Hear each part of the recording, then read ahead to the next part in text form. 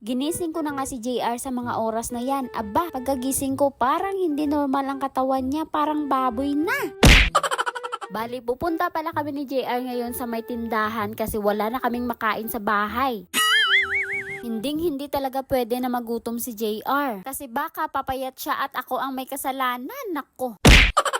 At baka magtataka kayo bakit nakamotor kami ngayon ni JR. Syempre, pinahinga muna namin saglit yung 3 wheels namin, baka magkasakit. Ang ganda talaga ng sikat ng araw ngayon, kasing ganda ko. Char! Paano naman maging maganda itong madam nyo kasi maraming dinadalang problema. Tulad ngayon, dala ko ang problema ko, nasa harapan ko pa nga, di ba? Napadaan pala kami ni JR dito sa mga dagat na mga langgam. At kung taga dito ka, maayong aga lang da. Bali, dito lang pala kami bumili ni JR sa tindahan ni Aling Nena. Ay, hindi pala.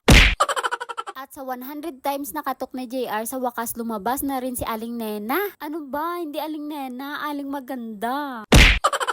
Hoy, ano ba yung ginagawa mo, Ivy? Kinakain ba yan? Masarap ba yan? Umayos ka, Ivy. Umagang-umaga, ha? Akala mo naman talaga kung anong bibilhin namin dito sa tindahan. Bale, 2 itlog lang naman, 1 kape at saka 1 kilong bigas. Makalimutin na kasi kami ni JR kaya nakalimutan namin kahapon na bumili ng bigas doon sa city. Ewan ko kung anong pumasok sa isip ni JR, bakit nagdala pa siya ng eco bag.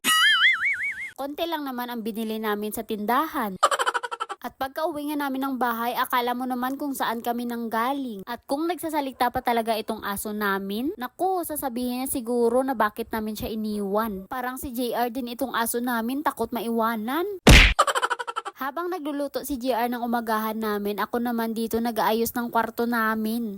Bago ko nga pala palitan ang bedsheet namin, binuksan ko na muna itong bintana para makapasok na rin yung hangin. Maganda din siguro kung ibang hangin naman ang pumasok sa ulo ni Madam. Paborito talaga ni JR itong SpongeBob. Ewan ko kung bakit, kasi malaki ang mata o pango ang ilong. Inumpisahan ko na nga ang pag-oopera dito sa mga unan. Una ang ginawa ni Madam, binuksan niya ang tiyan tapos tinahi. At pagkatapos, siniperate ni Madam itong mga ginamit sa pag-opera at saka itatapon. Ay hindi, ano ka ba? Pagkatapos kong mag-opera ng mga punda ay dito na naman ako sa nagkakalatan kong mga gamit. Pagpasensyahan nyo na ang madam nyo kasi minsan lang yan kung maglinis. Paano naman kasi makakalinis ang madam nyo kasi pag uwi niya galing trabaho, napapagod na siya. Naku, kita nyo ito mga madam, tuwing magpapalundri kami, dinidikit ni JR dito yung mga resibo. Baka siguro gagawin niyang souvenir ito. Habang naglilinis ako ng kwarto, tinawag ako ni JR. Pero bakit isang higo pa lang ni madam ng kutsarang kape, bakit napaso na?